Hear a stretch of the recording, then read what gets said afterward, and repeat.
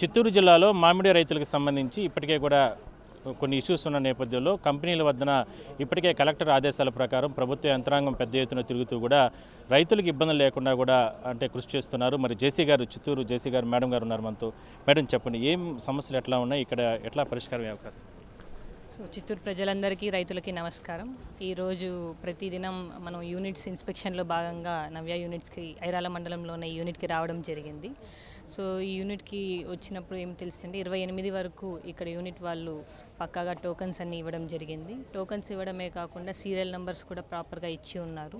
ఈ దగ్గర గ్రామాల్లో ఉన్న ఫార్మర్స్కి ప్రయారిటీ ఇస్తూ మిగిలిన ఫార్మర్స్ని కూడా ఎక్కడ కూడా ఇబ్బంది పెట్టకుండా ప్రాపర్గా టోకన్స్ అనేది ఇవ్వడం జరిగింది. ఒక ఇన్స్ట్రక్షన్ డిస్ట్రిక్ట్ అడ్మినిస్ట్రేషన్ నుంచి అన్ని యూనిట్స్కి ఏమి ఇవ్వడం జరిగింది అంటే, ట్రాక్టర్లు ఓకే, ఎలాగో వస్తారు, వాళ్ళు టోకన్స్ తీసుకుంటారు. ఇంకా సన్నకారు రైతులైనటువంటి వాళ్ళు ఆటోల్లో 1 టన్ను 2 టన్ను అవి కూడా తీసుకొని వస్తారు. వాటికి కూడా ప్రయారిటీ ఇచ్చి వెంటనే ప్రాసెసింగ్కి తీసుకోమని ఇన్స్ట్రక్షన్ ఇవ్వడం జరిగింది. అది ఇక్కడ వీళ్ళు ఫాలో అవుతూ ఉన్నారు.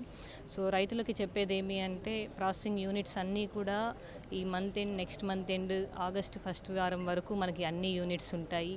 సబ్సిడీ కూడా సీజన్ అయిపోయేంత వరకు ఉంటుంది. ఎవరు ఎటువంటి ఆందోళన గురి అవ్వాల్సిన అవసరం లేదు. డిస్ట్రిక్ట్ అడ్మినిస్ట్రేషన్ ఎక్కడెక్కడ ఏమేమి ఇష్యూస్ ఉన్నాయో వెంటనే ఐడెంటిఫై చేసి సాల్వ్ చేసే విధంగానే స్టెప్స్ తీసుకుంటూ ఉన్నాము.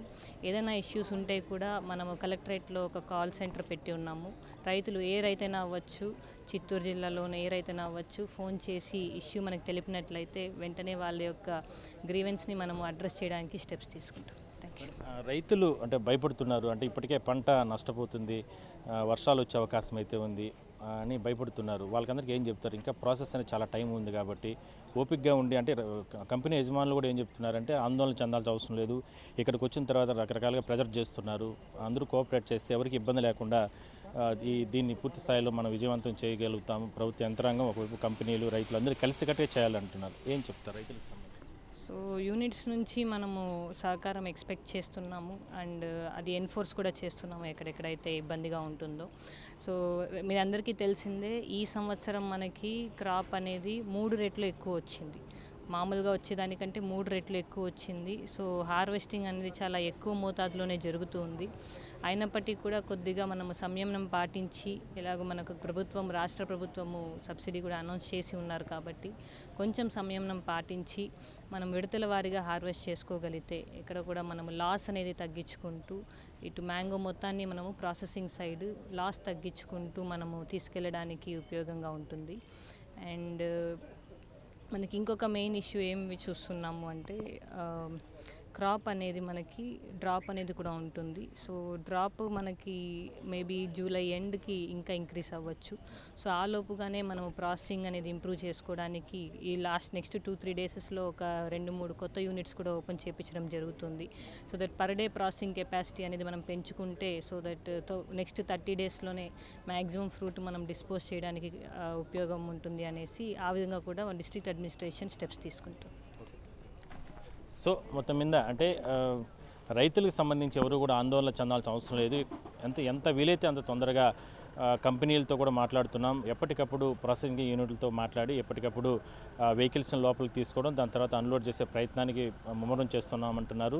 రేపు సండే, ఎల్లుండి మండే నుంచి కూడా మరికొన్ని చర్యలు కూడా తీసుకునే అవకాశం అవుతుంది. ఇప్పటికే చిత్తూరు కలెక్టర్ బయట ప్రాంతాల నుంచి కూడా కొన్ని వెహికల్స్ని తెప్పించి, అదేవిధంగా వ్యాపారస్తులతో కూడా మాట్లాడి, అదేవిధంగా ప్రాసెసింగ్ యూనిట్ల వారితో కూడా మాట్లాడి మరింత ప్రోడక్ట్ ఎక్కువగా పెంచే విధంగా కూడా చర్యలు తీసుకుంటామంటూ కూడా ఆయన చెప్పారు. కాబట్టి చూద్దాం, మరి జేసీ గారు కూడా అదే చెప్తున్నారు. ఆల్రెడీ కంపెనీల వద్ద తిరుగుతున్నాం కాబట్టి రైతుల ఆందోళన అయితే వాస్తవంగా ఉంది. ఎందుకంటే 2-3 రోజుల నుంచి కూడా వెహికల్స్ అన్నిటిని కూడా బయట పెట్టుకొని ఇబ్బందులు పెడుతున్నారు. అనారోగ్య కారణాలు ఉంటాయి, ఇట్లా రకరకాల సమస్యలు ఉంటాయి. మరి వీళ్ళందరినీ కూడా ఏదో ఒక రకంగా ప్రయత్నం చేసి కంపెనీలతో వాళ్ళతో మాట్లాడి ప్రయత్నం చేస్తున్నాము. కానీ దీంట్లో ఒకరికిద్దరికి నష్టం జరిగినా కూడా ఎట్టి పరిస్థితుల్లో కూడా అందరినీ కూడా సంతృప్తిపరిచే ప్రయత్నం చేస్తున్నాం. వచ్చే నెల దాదాపు ఈ నెల లాస్ట్ వరకు, వచ్చే నెల వరకు కూడా ఈ ప్రయత్నం అనేది కొనసాగుతూనే ఉంటుందంటూ కూడా కలెక్టర్ చెప్తుంది, జేసీ గారు చెప్తున్నారు. Over to studio.